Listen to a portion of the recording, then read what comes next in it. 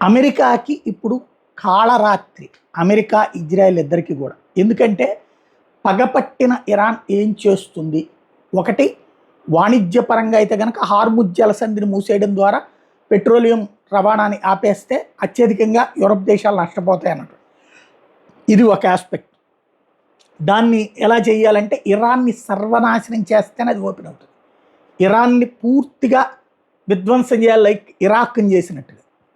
అది ఒకటి. అది ఇప్పటికిప్పుడు జరిగేది కాదు.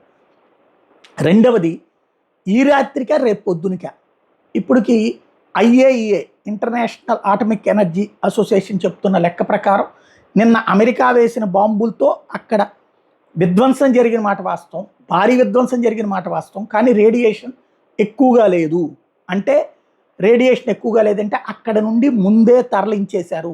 అది ఇరానే ముందు చెప్పేసింది, అక్కడి నుంచి మేము తరలించేసామని. ఇక్కడ 90% శుద్ధి చేసినటువంటి యురేనియం ఉంటే దాంతో అణుబాంబు తయారు చేయొచ్చు. అయితే ఇప్పటిదాకా ఇరాన్ చేయగలిగింది 83.7% అంటున్నారు. వాటితో పూర్తి అణుబాంబు చేయలేకపోయినా వార్ హెడ్లని, అంటే డర్టీ బాంబ్స్ అంటారు, లైక్ పాకిస్తాన్ దగ్గర కూడా అదే ఉందంటారు. సంపూర్ణమైన అణుబాంబు కాకుండా డర్టీ బాంబ్, అంటే అణు వ్యర్థాలతో కూడినటువంటి బాంబు అనమాట.